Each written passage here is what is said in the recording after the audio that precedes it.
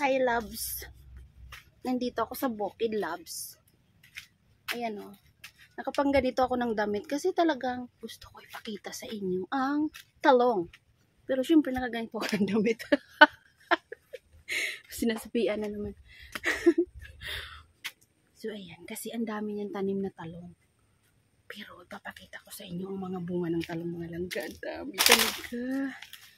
So hindi pwede na hindi ko ipakita sa inyo yung mga talong. Ito. May bunga na yung talong niya. Ayan. Nakita niyo ba yan? Ayan.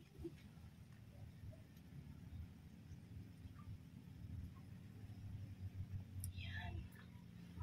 Tapos, ito. Hindi pa naman siya gaano malaki.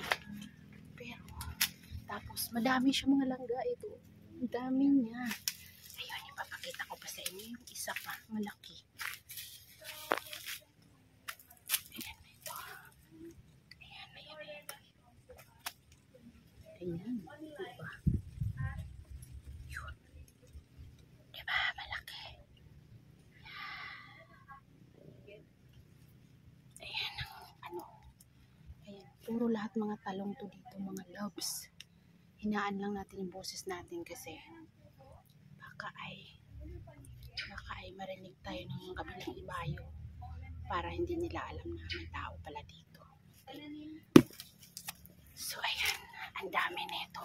Punta naman tayo doon sa iba. Oh, may ang dami, hindi pa namunga. Ito iba to. Kwanto patula to, pero iba siyang patula, parang matigas. Ayan o. Yan, iba yan. So ito naman yan.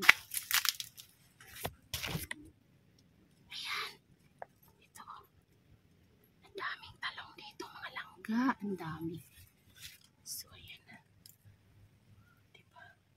May pinakamalaki. Pakita ko sa inyo. Pinakamalaki. May natanaw ako pinakamalaki.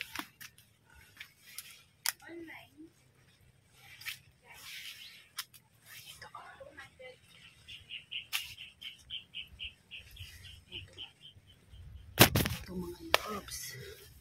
Ito, yan. Pinakamalaki yan. Ito ang pinakamalaki yan. Diba? Ayan. Ang ganda ng mga tubo ngayon ng mga talong kasi siguro maganda ngayon kasi maulan na. So naalagaan siyang maigi at lagi siya nagbabasa, diba? So ito yung time na maganda talaga magtanim.